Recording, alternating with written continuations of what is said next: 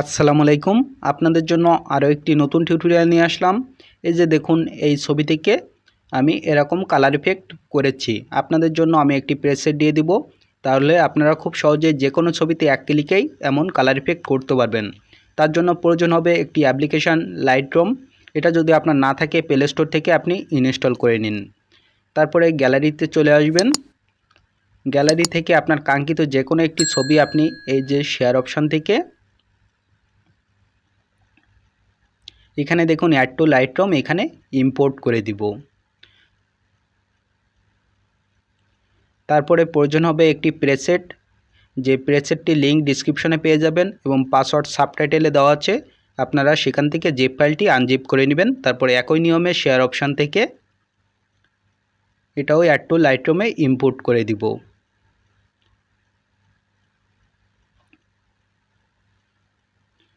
তারপরে আমরা এটা ক্লোজ করে দিব আপাতত। আপনারা এই প্রেসেটটি ডিসক্রিপশন থেকে ডাউনলোড করে নেবেন এবং পাসওয়ার্ড সাবটাইটেলে দেওয়া আছে, সেজন্য অবশ্যই সাবটাইটেলটি অন করে দেখবেন। তারপরে এটা ক্লোজ করে দিচ্ছি। তারপরে আমরা চলে যাব অ্যাডোবি লাইটরুম অ্যাপ্লিকেশানটি ওপেন করার পরে এমন একটি ইন্টারফেস চলে আসবে। তারপরে যদি আমরা উপরে খেয়াল করি, উপরে দেখুন একটি অপশান রয়েছে অল ফটোস, আমরা এখানে ক্লিক করব। তারপরে সর্বপ্রথম আমার যে প্রেসেটটি রয়েছে সেই প্রেসেটটি ওপেন করতে হবে।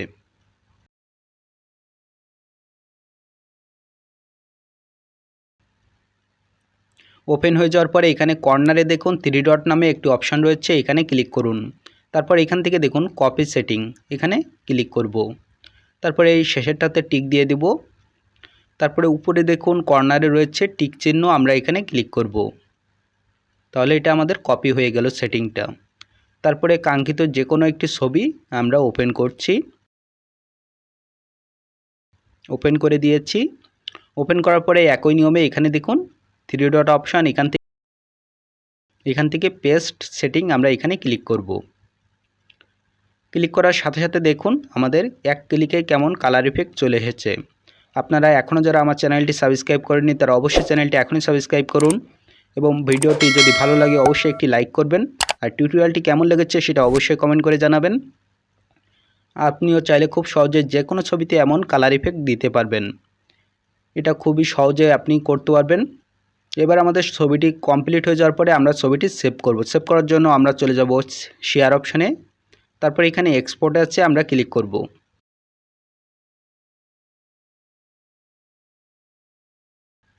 এখানে দেখুন ফাইল টাইপ, এখান থেকে অবশ্যই জেপিজি অপশানটি চুজ করবেন।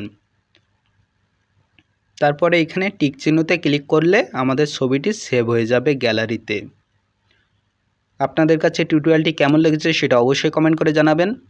যদি ভালো লাগে অবশ্যই একটি লাইক করবেন। এবার এখানে ওকেতে প্রেস করতে হবে। তাহলে আজকে টিউটোরিয়ালটি এখানে শেষ করছি। দেখা হবে আবারও নতুন কোনো ভিডিওতে নতুন কিছু নিয়ে। সে পর্যন্ত সবাই ভালো থাকুন, সুস্থ থাকুন। সকলের জন্য রইল শুভকামনা। আল্লাহ হাফেজ।